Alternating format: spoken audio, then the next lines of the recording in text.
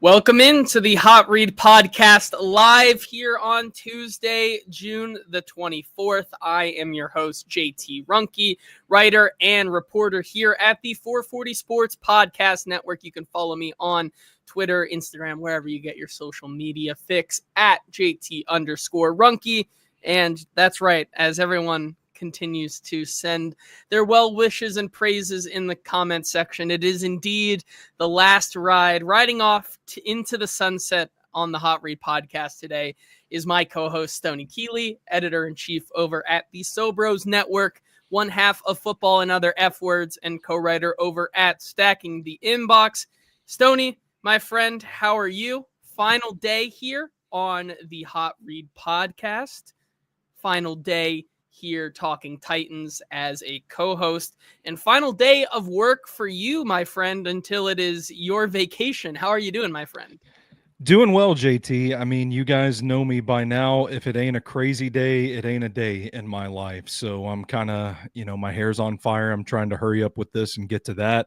I feel like I'm dying. I feel like I'm going to my own funeral a little bit today. And it's kind of nice, to be honest. Like I appreciate the outpouring of support. Sometimes I feel like, you know what, I could lie down and go to sleep and never wake up again. That's kind of the sense that I'm getting today. So I appreciate it.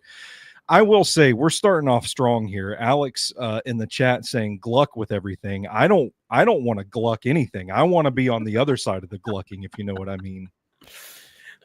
That is true. We're probably going to get, wild and crazy here on the last day, because it is indeed your last day, and it is the 2025 offseason State of the Tennessee Titans address from Stoney Keeley. I figured what better way to have your last show than just however, in true Stoney Keeley fashion, give your final thoughts and answer questions as only the Hot Read Podcast would allow you to in interacting here with the chat. I thought that was the best way that we could send you off today. Shrike saying, going along with that funeral type of messaging here, he says we should have played taps in the background. I should have just done that as the intro music on the countdown instead of the intro. Maybe I'll do that for the edited version of the podcast that goes up on Spotify. Maybe I'll put taps in at the end instead of the main outro.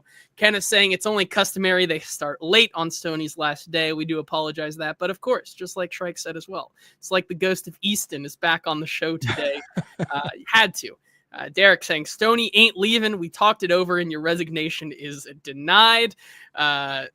Gluck with everything. Always awesome listening to you guys. Daniel Frazier saying Stoney's last ride. Eddie saying for one last time, good evening, lads. Hurricane Lou with the buzzers here as well. Alex says, JT also, no, my friends, this is still my podcast. I was just saying it's the last time riding off into the sunset together as a co-host tandem.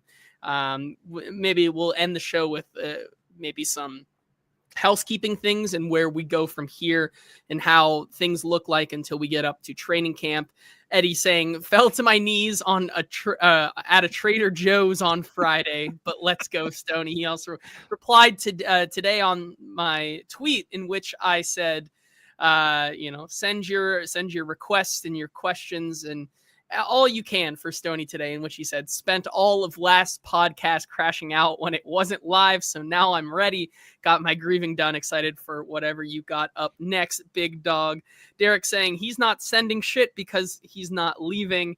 And Derek's in denial. I'm Stoney so sorry, isn't allowed Derek. to leave until he cleans up his mess at Trader Joe's. So a lot of requests, but yes, my friends, it is indeed happening, but we'll talk Titans here with you guys for one last time before we say our goodbyes. Try to keep it as normal as possible because we know that that we are, still want to talk Titans with you guys and get you guys prepared for training camp. Like I said, today's podcast will be more so Q&A style. Give Stoney the floor for a lot with your questions and whatnot. Of course, as always, we are sponsored by ML Rose Craft Beer and Burgers and Sinkers Beverages. More on them later. But before we get to some of the questions here in talking about your future and whatnot, I do want to just do some normal Titans content real quick before we get to the craziness, which is it's the summer, but of course, the Titans Madden ratings came out today, and it had a lot of people up in arms as Kenneth here said earlier. I believe he said, "Congrats to Stoney on his new job as the Madden's rating adjuster." And it's hard to not feel like you were the person that put these scores together, Stoney, because when you look at them here, Jackson Slater, the 5th round offensive tackle, out of Sacramento State, is the Titans' highest rated rookie at 75 overall.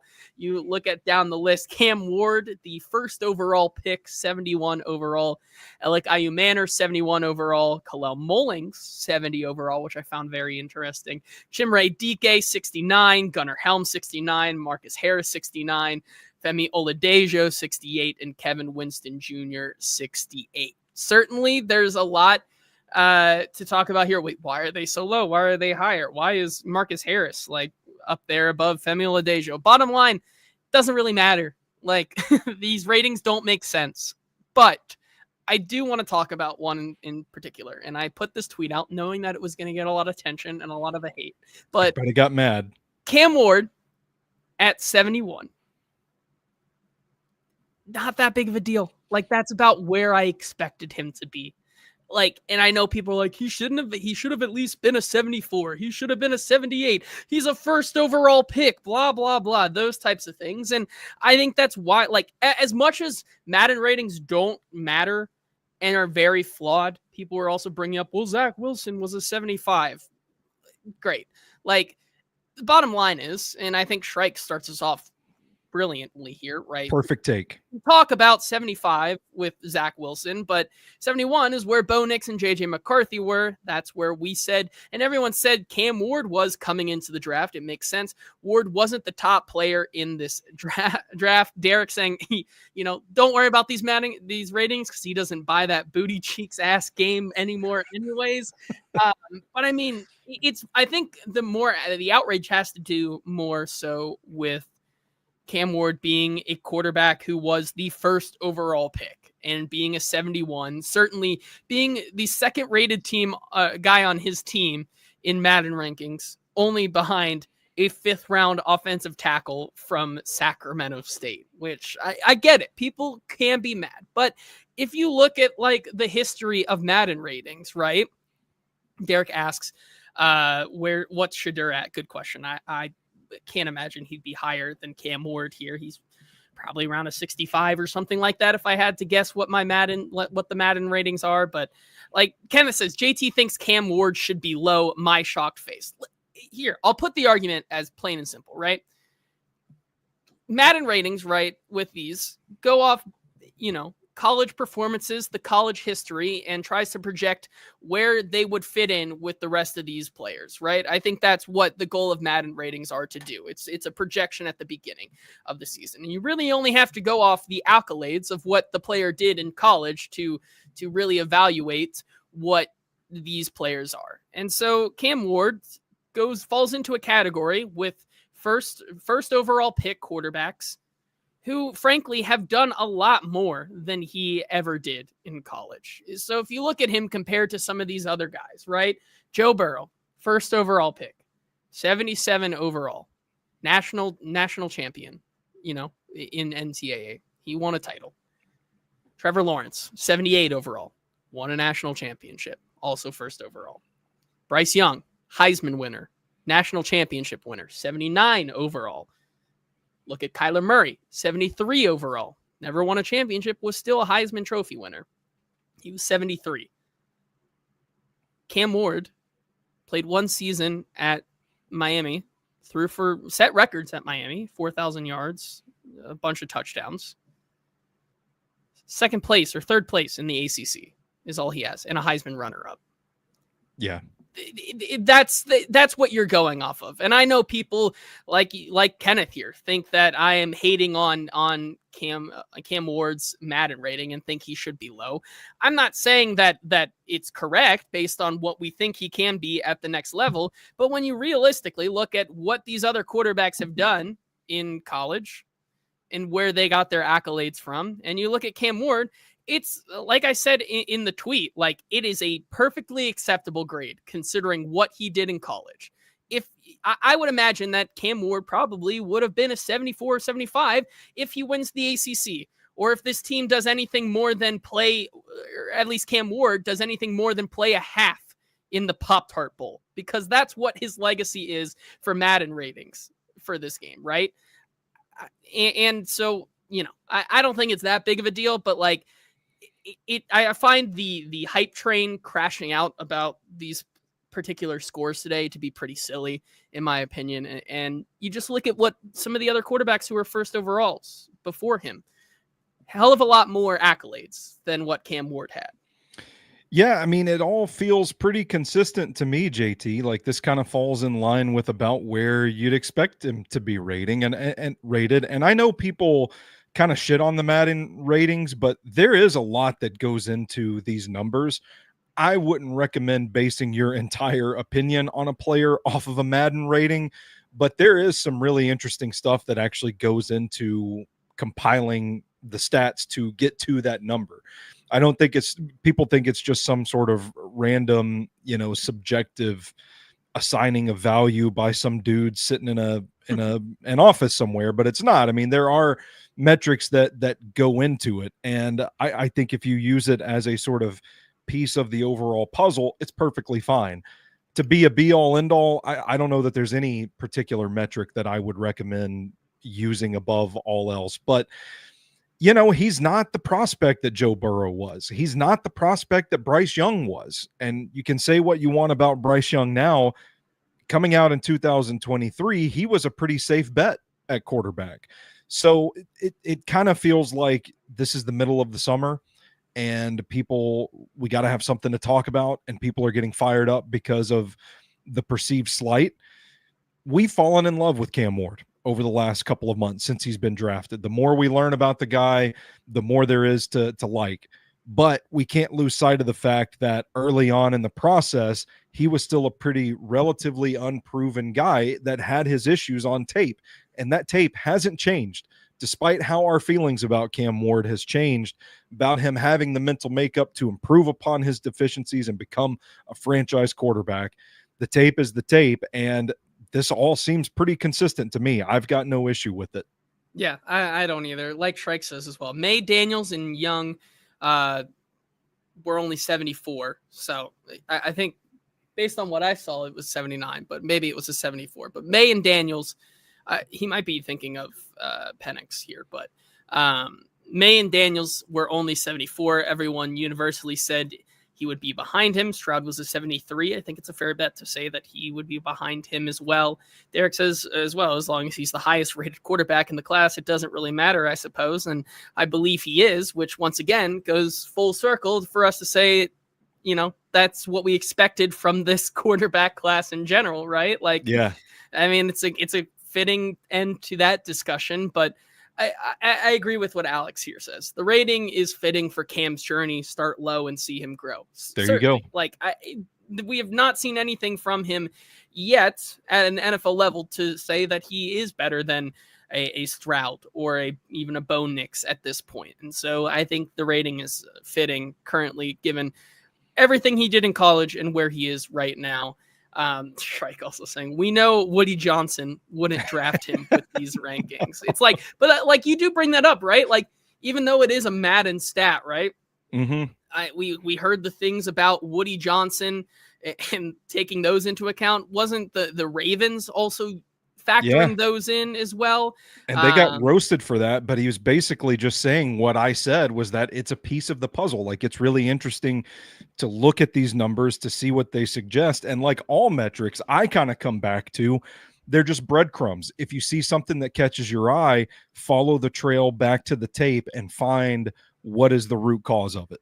And here's where the hype train, and this is probably where they were all coming at me, right? Like, if you subscribe to the Justin Graver model of thinking about Cam Ward, Derek is absolutely right. He's the GOAT, though, and he'll be a 99 by the end of the season. It'll be the first quarterback to go from a 71 to a 99 by the end of the season. And I like that. Saying here's doesn't matter as long as he shows number one talent on the field. If that happens, he will rise anyways. Still very funny. Which leads us to our first question of Stoney's State of the Titans before we fully move off of this. Stoney, you got a question in the replies, and I'll bring these back up. Someone asked if for your Titans rookie Madden rankings. He said, I know the official ones came out, but if you were the one doing the scoring, how would you be ranking them? Certainly, it seems like you, well, not you, but the Madden people got their ranking of Jackson Slater directly from you, so that definitely is not changing. Yeah, the check's cleared, I guess. the check cleared, and Jackson Slater's a 75. It sounds like Cam Ward is probably not any higher for you then, based on this discussion. So I honestly, JT, I think I might have Ayu Manor number one. And I don't know if it could just be a recency thing because I just finished a further tape study on Alec Ayu Manor. I feel like he's closer to pro ready than we're really discussing right now. But I think it would be Ayu Manor or Ward would be number one. Chim DK would probably be a little higher on my list, though I do think that Kalel Mullings has the traits, the makeup, that if he gets a significant role in this offense, I think he could surprise and be pretty good. But I think I would ultimately go Ayu Manor, Ward, DK, Slater, and then Gunnar Helm, I think. Yeah. I think it's also with these rankings to say one more thing about the guy who's rated the lowest in Kevin Winston. If you just want to look at something that is, if you want to know how they're basing these rankings off of, it doesn't surprise me that Kevin Winston is like at the bottom there, because of course I have no reason to believe that the Madden ratings people are looking anywhere past their last season, the most recent season before the draft, in which Kevin Winston didn't play any. Like, if Kevin Winston plays a whole season, not only does he not fall to where the Titans got him in the third round, but he also is not a 68 overall, which further backs up the point of, with these quarterbacks in Cam Ward's ranking, what have you done for me recently? What have you shown me recently? Being a first overall pick quarterback, playing 1 year at Miami and finishing with a third place in the ACC is probably not conducive of getting you any higher than where he is right now. So, yeah. But I agree with you. I think if you look at some of the steals might be Ayu Manor, DK, Helm, and we'll talk about those here in just a second, because we have a couple questions on them as well. Ooh. That we can get into right here. But before we do that, have to give a shout out to our sponsor, ML Rose Craft Beer and Burgers, locations all across the greater Nashville area, including Capitol View, Franklin, Gallatin, Melrose 8th Avenue, Mount Juliet, Sylvan Park. And it's finally time on your last show here, Stoney, to say no longer coming soon, but opening next week is the location in Inglewood. Wow. Off of Gallatin Pike. I saw the tweets this morning. I saw the social media buzz. It looks like they are getting ready to go and open up that location. So definitely going to have to check that one out here before Titans training camp gets kicked off. ML Rose, best selection of craft beer and food all over the city. Over 25 beers on tap. I think the new one is going to have over 30 beers on tap over there. A new selection of food that they dropped this past week that now includes chicken tenders, which I saw, which I'm going to have to try those out. My wife's going to be thrilled. I also saw that they have a Klondike brownie. It's a brownie sundae with a Klondike bar on top and some caramel drizzle. Looks absolutely delicious. Amongst other things, I think they now have Nashville hot chicken tacos as well with the chicken tenders. Sold. Super intriguing. But along with that, the same menu that you all know and love, from the appetizers to the craft burgers. I know one of our diehard listeners, Jacob Sane, went out there before the Nashville soccer game, either yesterday or the day before, said he got the jam burger and an IPA and absolutely loved it. That's the type of experience that you're going to have at ML Rose, whether you go to watch now, I guess, in the dead season, watch the baseball, whether you love to watch the Atlanta Braves just roll over my pitiful, pitiful New York Mets and make me very, very sad, or, hanging out with friends, going on a date for a little date night like myself and Stoney do, not with each other, but with our respective partners. I was about to say, don't out us like that, JT. Yeah, caught myself there before. Like Jacob Sane did, went to a Nashville soccer game where they do specials over in the Melrose 8th Avenue area. Melrose is sure to have something that you will love. Also, the last episode together, we're just putting it all out on the table. It's all out in the open now. There you go. The deepest, darkest secrets on the Hot Read podcast, as Derek says. We don't judge. Final episode here with Stoney Keeley as my co-host. Also got to give a shout out to Sinkers Beverages, 4-time Best of Nashville Liquor Store of the Year, for such a good reason, because they have the best selection of beer, wine, and spirits in the greater Nashville area, but have been serving that East Nashville community for 40 years. And to celebrate their 40th year of serving the community, they are throwing a charity birthday party over at the Basement East. $10 per ticket. That also gets you entered into their raffle to join them for a Buffalo Trace bourbon barrel selection trip tasting type of thing, which I know I'm going to definitely be a part of. But live music, good food, hanging out, all for a good cause. It's coming up later this August. The link to get your tickets and join myself and so many others over at Sinker's 40th birthday bash is in the description for today's episode and all the podcasts going forward. We appreciate them continuing to be a sponsor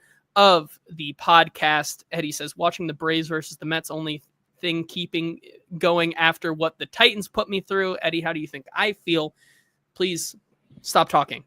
Someone texted me who's a Braves fan today, like talking about that series, and maybe I got to go over to Sinkers because I almost threw my phone through the wall. I can't handle it right now. So thank you to ML Rose and Sinkers Beverages for sponsoring the show.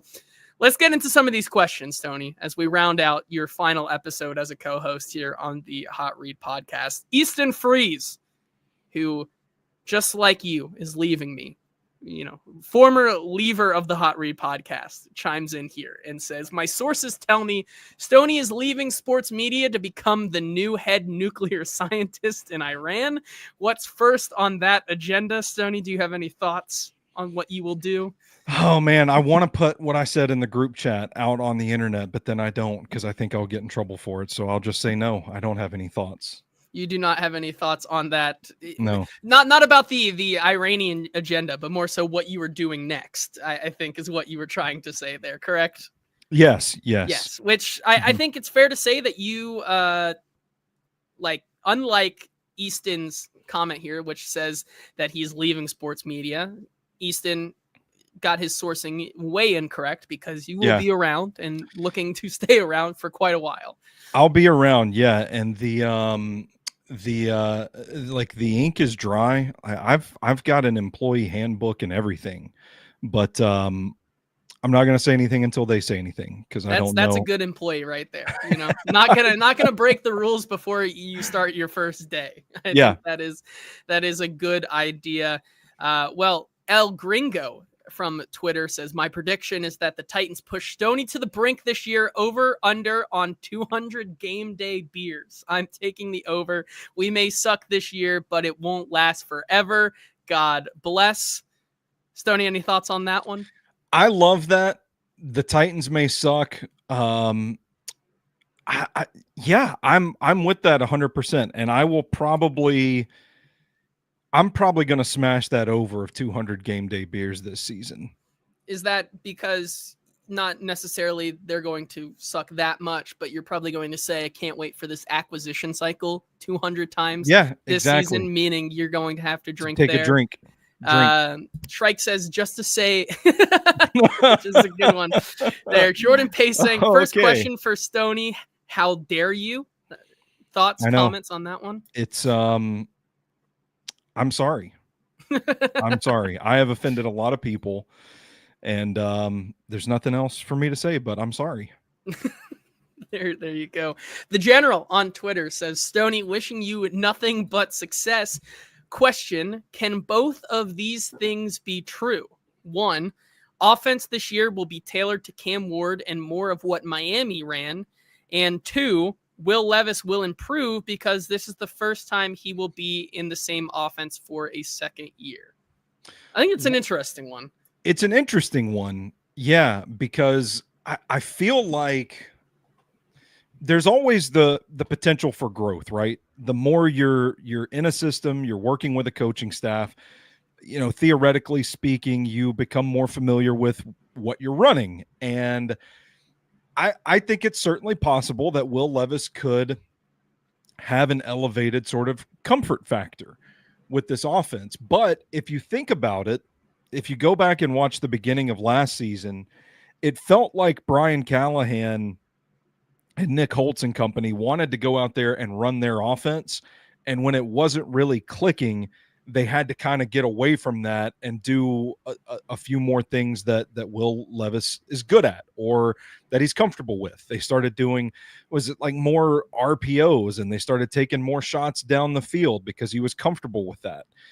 And so that's a little alarming to me, is that, well, he never really got comfortable, like a base level of comfort with the offense to begin with. So yeah, theoretically, he could grow more comfortable, but it still might not mean that he's efficient enough to really be a difference maker as the signal caller, if any of that makes any sense. I was workshopping that in real time as I was saying it. I also don't think that, I don't know how much of the offense is, it's not just going to be like the Miami Hurricanes offense that the Titans are going to be running in 2025. I expect there will be some sort of bridge, meet me halfway. We'll introduce some of these concepts that you're comfortable with in Miami, but ultimately, we have what we want to run. So in concept, yeah, I think both of those ideas can play together. I just don't know if we start getting into probability and likelihood. I don't know that I would bank on both of those things becoming true.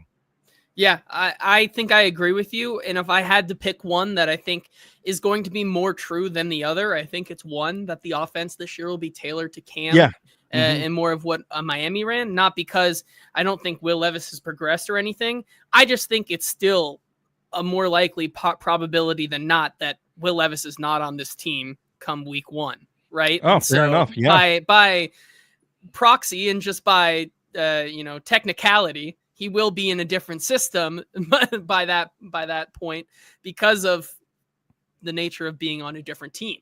So yeah, that's an excellent point. If it is the not probability, the most probable outcome that he is on this team, I don't think it can be, right? Because of now, it would have to do more with Will Levis and his growth, right? Because it won't be the same offense for the second year because of the nature of what they are doing to help Cam Ward acclimate to the NFL level. It doesn't mean that Will Levis can't necessarily thrive in it and like pick up on what he did last year. And I know it's under the same coach and offensive coordinator, and it's probably the same type of lingo for him, but I think it is different. And that makes it, once again, hard for a guy like Will Levis to improve in that way. I'm not going to say never, right? But of course, I do think it's harder for both of those things to be true. One, because I still don't think Will Levis will be on this team come week 1. And 2, it's not necessarily the same offense in year 2 for him. But not to say that he hasn't improved a little bit, but given in the year, like going through this, I don't see the room for growth there, in my opinion. What you just did, JT, was take the tablecloth and just yank it. I don't know what I was about to say. Yank it off the table without disturbing a single dish on top of it. Yeah, I think that is the fair way to do.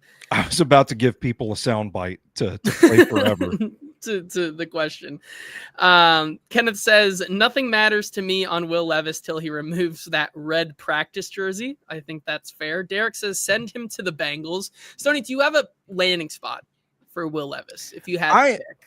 I have always felt like the Rams and that offense would have been a good fit for Will Levis. I think, for all that we kind of blew up about Liam Cohen and Levis's relationship with Liam Cohen, why not send him to Jacksonville? I mean, that's going to tick off. It's going to tick off all the Trevor Lawrence truthers out there. But man, there's a world where I don't know. Levis could be that guy, your backup plan where, hey, maybe we develop this guy, see what he is. He's with a play caller that he's familiar with, that has had success with this guy. Maybe if Lawrence ends up starting to trend the wrong direction, you go to Will Levis at some point. The Rams come to mind immediately, but after seeing how the dominoes fell in the offseason, I think he'd probably be a good fit for a reunion with Liam Cohen in Jacksonville.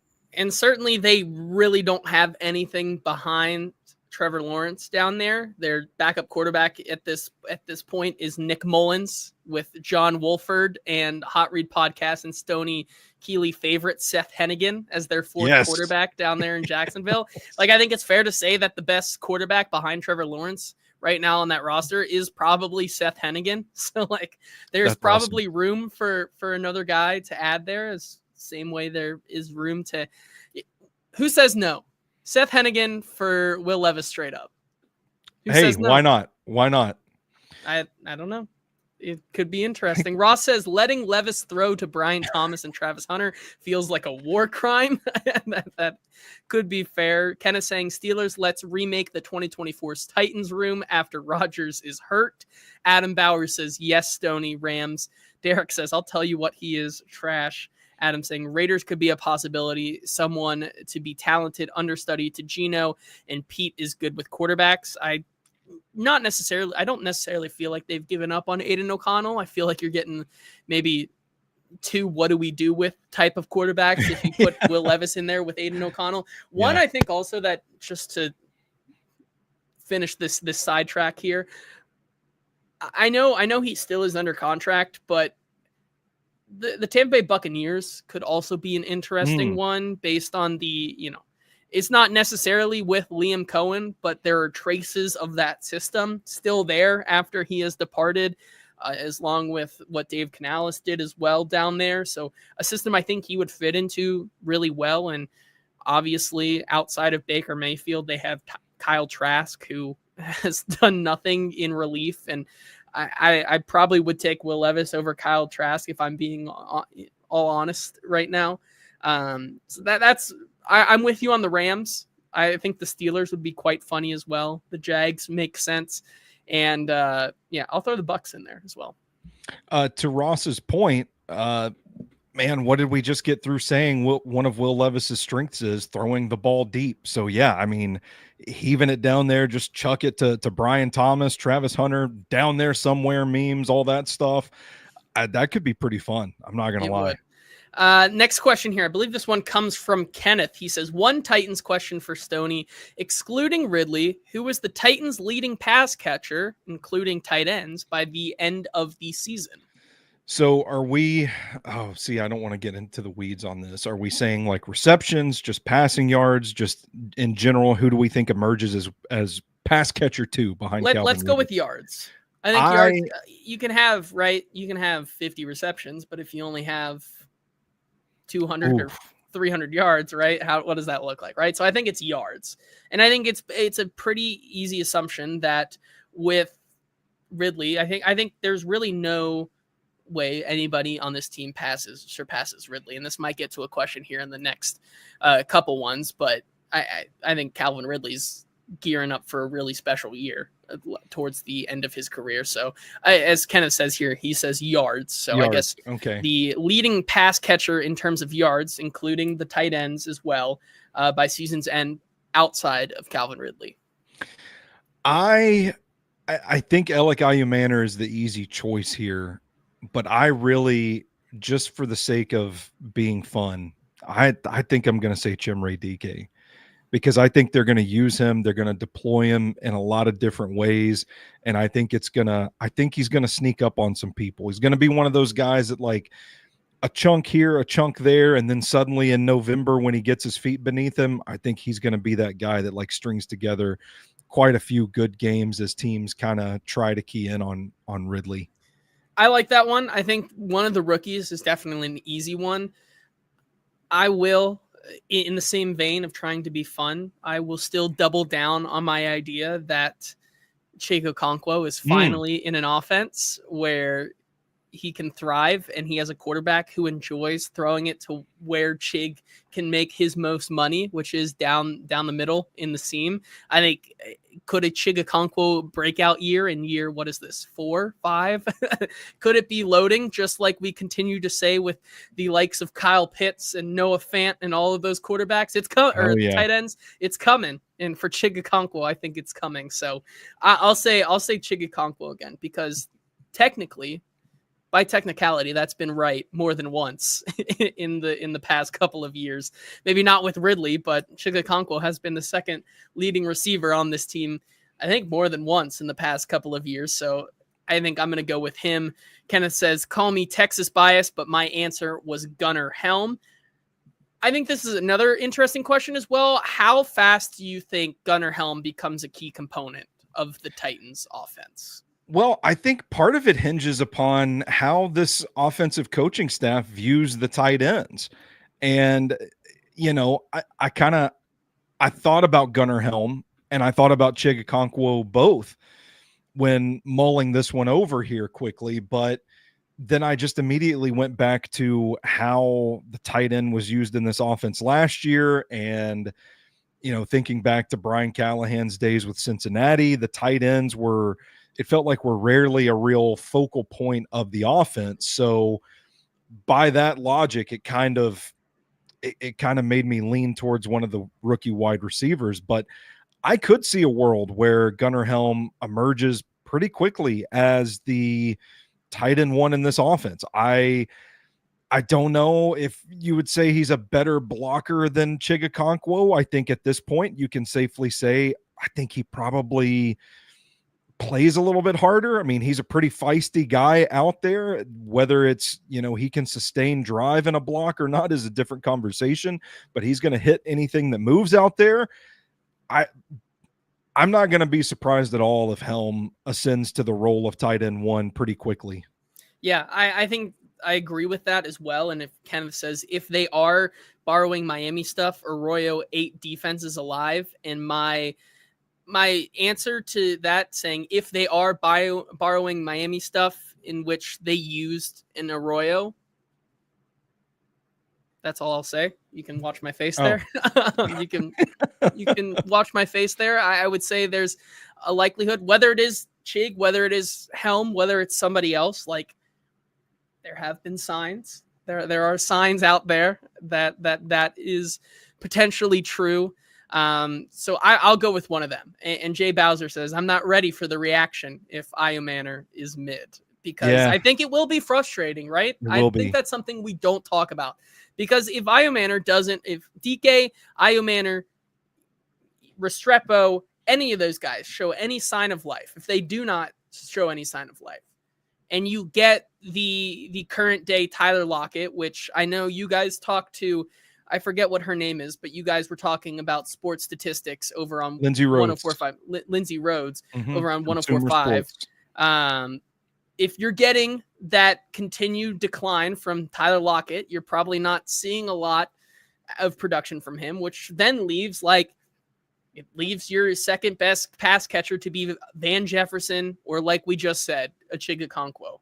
And not only does that, what does that say about, once again, another whiff on the pass catchers and the weapons for this Titans team, spanning now 3 draft classes or 3 different regimes of whiffs on the pass catcher side, but also it just is yet again more frustration. And Adam says, as the number 2, are you expecting close to 700 to 800 yards, or are we not there yet? I would say as a number 2, 700 to 800 is the bottom line. Like, that is the minimum that you need from a number 2 this year. I know we're drinking the Kool-Aid. That might be high, but like, that is the expectations for a functioning offense.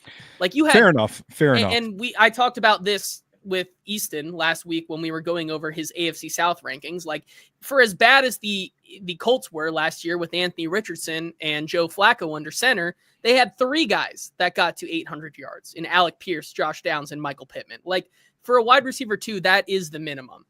Pass catcher 2 in general, it's the minimum. And I know, as you were about to say, drinking the Kool-Aid of seeing how good Cam is, like, regardless if it's the backup or anything, like, I think that is where my threshold is for a wide receiver 2. I think it could still, like I said, we're drinking the Kool-Aid right now. Everything's honky-dory, sunshine and rainbows, all that stuff. I think September could be a rude awakening, lest we forget they open up the season with two of the best defenses in football.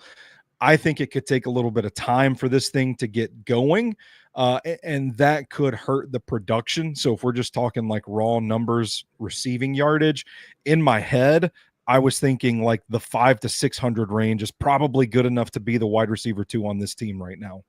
That's fair. I think that is factoring in a schedule. I think that, especially early on in the year, getting that acclimation period, it may be more so of that. But the next question here, which I believe also comes from Kenneth, he says, draft 1 Titans skill position player in fantasy. Who are you taking? And this is, I guess, all of them. Tony Pollard, running backs included, Cam Ward, quarterbacks, wide receivers. Is there one that sticks out to you, Stoney? Are we disqualifying Calvin Ridley from this? No. I missed the first part. I'm taking Calvin Ridley. I'm taking Calvin Ridley. I think if we want to just, which we don't ever do, but if you want to talk about a guy in fantasy football this year that I would be ecstatic to have in your league mates who are not in check with the Titans, and you see they see you take Calvin Ridley in the 8th or 9th round of your drafts, and they call you a loser or like you don't know what you're doing because you take a close to 30-year-old Calvin Ridley. You tell your friends that they don't know what they're doing, because that's going to be a steal for sure. Shrike asks a question here going along the lines with the Titans, says, if turtles are in fact nature's D student, as Stewie Griffin suggests on Family Guy, your thoughts, Stoney? I'm still not answering the question. This bit has been going on for years at this point. Okay. And I will keep not answering the question. Kenneth says that wasn't my second question. Maybe it's around here somewhere else, but we'll get to it. It was another question that we saw. I see your other question here at the end. We're saving that one. It's the best one, and we're saving it for last. Bustin' Diamond says, crying my eyes out in the Trader Joe's parking lot right now because Stoney probably did not clean up his mess. Eldon says, okay, Titans questions now. First of all, do you think the Titans need to still aim for a 2nd to 3rd round pick on the offensive line next year? Man, that's a tough one, because I think the contingency plan is Jackson Slater develops to be the team's starting right guard next year. If they don't re-sign Kevin Zeitler, I mean, he might retire too. That's always a possibility. It's a 1-year deal, point blank. So I think the contingency plan would be, if he's good to go, he's going to fill that spot. So then it becomes a numbers game. You've got Dan Moore Jr., you've got J.C. Latham. Hopefully you've got Jackson Slater, Peter Skoronski. I mean, you're not, I don't know, like if Cushenberry goes down and is just like catastrophically injured, then, maybe you look at taking a center in the 2nd or 3rd round. I just don't see the numbers unless Dan Moore is just an abject failure for this team and they just need to go get the best left tackle they possibly can. I don't see him investing premium draft capital in the offensive line next year. I think I'm with you, right? It would take either a critical failure on the part of Dan Moore, or more so just needing a center to develop behind maybe Cushenberry or something like that. Yeah. I think that's where you're looking at, because I think the projection right now for these guys, for this line, is to be a top 15-ish group that can continue that development, especially with as high of praise as we give Jackson Slater. And it certainly seems like he gets from around the league and where we've heard about him through the draft process. I think that's exactly where they're heading as well. I think that was exactly what I said when they drafted him. It's like, this guy's going to learn behind Kevin Zeitler, and I can't wait to see him start for the Titans in the 2026 season. Yeah, and aside from the Kevin Zeitler spot, which we're talking about having a development plan with Jackson Slater behind him, like this offensive line is built to, like, they're going to roll for a couple of years. If everything goes according to plan, they've got this unit locked down for a few more seasons. So you think if it gels, it could become that unit. Not really a whole lot of holes in it on paper right now anyway. Yeah. Derek says, I got to head out, guys. In all honesty, thanks for all the fantastic analysis and shows, Stoney. You'll be missed here, and I'll support wherever you're going. He'll catch the rest of the replay. So more love continues to pour in here for you, Stoney. Jay Bowser says here in the comments, if Snead can't go this year and we cut ties, what's the positional need order between wide receiver, edge, corner as far as the earlier rounds, and not necessarily the same question, but Shrike also asks, is there still a need, in your opinion, that this team needs to go sign someone like an Asante Samuel, a Stephon Gilmore, a Mike Hilton, anybody that to bring in more depth here and veteran presence in the secondary? I certainly don't think it could hurt the team, because this situation does freak me out a little bit with L'Jarius Sneed, because the Titans did well to really stockpile bodies to kind of battle it out for depth across the roster. But this is a big hole that if he can't go, or if he's limited, or, if the trajectory of him, being on this downward swing, the play is starting to decline a little bit. If that starts happening, then they're in trouble, because I don't know, like Darrell Baker Jr., fantastic addition, fantastic depth piece. I don't know how you feel about him being your starting cornerback that you're counting on opposite Jarvis Brownlee Jr. for 17 games. So there is a part of me that thinks like, yeah, go get a proven guy that has played in the NFL. They may not be what they used to be, but at the same time, it's valuable experience and a depth piece, if nothing else. And if Snead can't go, then I do think that moves corner pretty high up the priority list. I don't know. You're getting into like, what's the free agent class look like? What's the draft class look like in terms of value? But I think they're still going to need, unless Femi Oladejo just proves my ass completely wrong, I think they're still going to need another edge rusher. I think they're probably going to need a starting cornerback, and I think they're going to add a wide receiver as well. Yeah, I agree. And if you look at what the free agents are right now, there's not a lot out there for guys that, show anything. It does a 31-year-old James Bradbury, a 30-year-old Kendall Fuller, or a 34-year-old Stephon Gilmore, interest you? Rasul Douglas is still unsigned, I believe. So, 30 years old, but coming off an injury. You look down the list as well. You have a 26-year-old CJ Henderson. You have an interesting one, 25-year-old Asante Samuel, but, does bring some baggage there as well.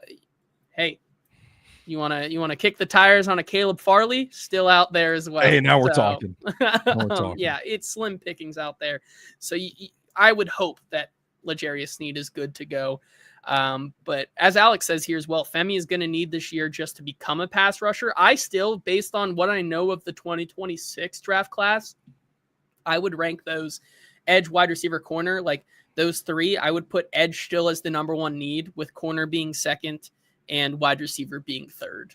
Fair enough. Based on where they are, which, to continue that edge conversation, Shrike also says, should the Titans look to sign Smith, Judon, or Miller for edge, or could the Titans potentially reunite with Jadeveon Clowney in 2025? Are there any free agent options that you think, when we get into training camp, would you be surprised at all if they go into training camp and we see an edge signing early on? I would be surprised. None of those names particularly inspire me right now. I feel like if they were to go that route, it would be because of an injury or something like that. But the impression I get is that they're going to give Femi all the reps they can. They want Arden Key. They want to give Draymond Jones a chance. They want they still have Jalen Harrell. They signed Lorenzo Carter. I feel like they have the horses they want to run with for now. And I feel like that's going to be the group barring an injury. Yeah, and the top guys in the free agent class, none of them are below 32, with DeMarcus Walker being 30. and a UFA. It's slim pickings as well. Lot of these guys gets cut that wasn't on the list that we're not thinking right now. That is very true. But a lot of these guys, Von Miller, Matt Judon, Zadarius Smith, those are guys that you know of, but the play is very far behind them, I would say. And so, yeah, I'm with you. For both of these groups, cornerback and edge, as much as it's fun to think about bringing in another veteran, I really do think these are the guys they're going to have, and you better hope that these coaches can develop them. Or not necessarily we'll be talking about these guys, but I think we'll have more questions about the coaches and their ability to develop going into next offseason. Yep, I'm with you. I agree. 2 more questions here, and we'll get to some of your comments and then get out of here on Stoney Keeley's last episode here. Assuming Cam Ward is at least average as a rookie, biggest reason Titans win only 3 to 4 games and Callahan is fired. Oh man, wait, they're asking for the reason? Yes. They I would say the defense just implodes. The defense implodes, and if we're firing Callahan, it's probably because of like bad decisions in critical moments of the game. I'm going to say, like, if he's got average, consistent quarterback play from Cam, then it flips the script from the execution of the offense to the play calling. And if the issue is the play calling, well, then I think that's your answer right there. Yeah, I think that's a fair one. DC Real saying, am I wrong for worrying they will flip the problems this season, meaning our offense will be solid, but defense will be lackluster, which I think is just kind of what we just said is like maybe a big reason why the Titans still only win 3 to 4 games. It's because Jarvis Brownlee Jr., who we all think is very, very good coming out in his first year, still struggles and looks more like a cornerback 2.5 when they need him to be 1 because L'Jarius Sneed is out. You have potentially injuries in the safety department. Maybe the luck finally runs out for both those safeties, Amani Hooker and Xavier Woods. And you look at the front, front 4, the edges are still not getting what they need out of them. And the linebackers are the linebackers. I think there's a very, very real possibility there. I think there is still a lot of concern with the defense. Yeah, for sure. I think you nailed it. I mean, you think like maybe Draymond Jones, they're obviously high on him in the building. He's getting a big opportunity with this defense, but what if, he doesn't pan out? What if it takes Femi Oladejo a little longer than expected to really develop? What if what they're, asking of Arden Key in a more expanded role, what if, he doesn't fit comfortably into it and he's more of what we've seen him be so far? What if Jalen Harold doesn't do anything? I mean, there's all of this. The pass rush is in a pretty frail state as it is, and you're counting on development and projection from that unit, and it kind of impacts the rest of the defense. It's all obviously a symbiotic relationship. So that alone could account for a bit of a regression from the defense. Yeah. And final question, Stoney, before we send you off. One draft prep question for Stoney. Which place is better to study tape? A quiet room with your favorite Yankee candle or IHOP at 3 a.m. with a stack of pancakes? Man, I will say both go pretty hard. I like a quiet room with a candle burning. I've probably got some sort of ambiance video from YouTube where it's like I'm looking out on the Eiffel Tower in the city of Paris lit at night kind of deal. I like that stuff, but I absolutely love going to my sad, lonely IHOP down here, and I will take I like 2 notebooks, my laptop. I'll just post up at a booth by myself and just eat until I feel like I'm going to be sick and then pack it up and go home. I love watching tape at IHOP. That's a great way to end off the show here. Easton Freeze shows up and says, I'm here to give Stoney the Hot Read 21 gun salute. Stoney, it has been quite the run this past year, and we can't thank you enough for everything you've done over the past year on the Hot Read podcast. Thank you. We're very excited to see where you're going. We're going to miss you on here. As for what the Hot Read podcast looks like in the next couple of weeks, I think There will be a short hiatus, I would say, before training camp, as things get moved around in the background. Still figuring a lot of things out. We appreciate all the support we've been getting this week, and we will be going forward. The future is very much. I would be lying if I didn't say that the future is still being worked out here on the Hot Read podcast. But we appreciate the support that you guys continue to give us day in and day out here on the Hot Read podcast. Stoney, we'll give you your final goodbyes here in a second, but Jordan Pace says, Stoney, can I still treat you to some drinks at the Mount Juliet ML Rose? Yeah, dude, hit me up on Twitter. We'll go out there. Yeah, sounds like a done deal. All right, Stoney, anything else you want to say?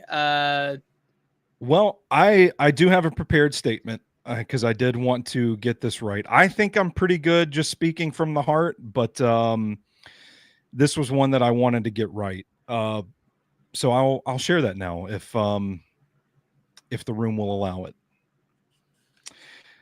My time here has been an honor, first and foremost. We've had a lot of fun this last year, and it's been awesome to be a part of the grand history of the Hot Read podcast that has also included legends in this space, Easton Freeze and James Foster.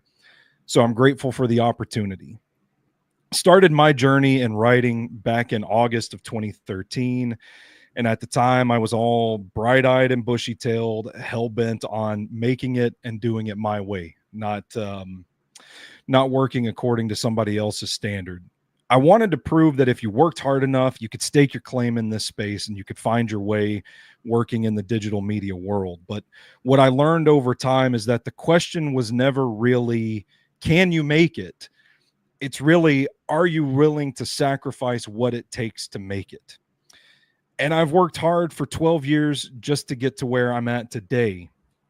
But there comes a time when you have to push all your chips to the middle of the table and you have to just go for it. Now I have an opportunity to do just that, and I owe it to myself to go after it after all of these years. But I never would have gotten here on my own. I have to think, God, I'm going to fucking cry. I'd have to thank my wife first and foremost. She's put up with a lot over the years, a lot of going to bed alone while I sit up and write, watch tape, work, that sort of thing. I would also like for you guys out there to go tell your wives on a Saturday morning, we can't do all of the things that you want to do on your day off because guys are coming over here to podcast for 6 hours. See how that goes over. I thank my Sobros team. They've kept me going for so long. I have to thank Zach Lyons. I've heard a lot of people tell me throughout the years that I should be bigger than I am, that more people should be reading me, more people should be hearing me. And I appreciate it. Don't get me wrong. But Zach saw me pushing my boulder up the side of the mountain, and he stepped beside me to help me. And I'll never forget that. And I got a call about 5 years ago from Braden Gall one day. It was a guy that I had listened to on radio. I'd read him in Athlon Sports for a long time. And he said he'd like to meet. And now here I am. Braden put a lot of respect on my name that I'm grateful for, and I will always be grateful for.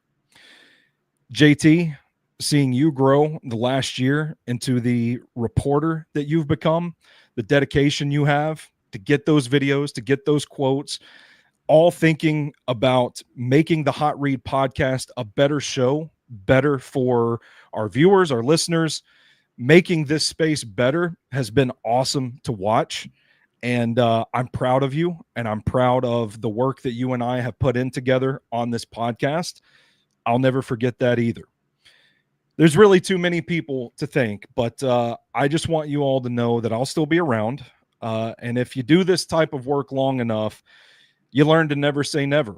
So it ain't really goodbye. It's more like till we meet again. And with that, I'll leave you with the fact that I have a new book of poetry for sale on Amazon. So you can just search my name on Amazon. Wow. Seasons Volume 2, Nights Alive is up there. Somebody's already bought it and reviewed it and everything. So I'm rolling. One final shameless plug. I respect the hustle there. That was very kind words there, Stoney, and awesome work that you do and will continue to do. And we appreciate everything that you've done here on the Hot Read podcast and are excited to see where you go next. And I guess that's where we'll leave you guys today. We appreciate you talking with us through whatever that 2024 Titan season was, all the way through the draft cycle.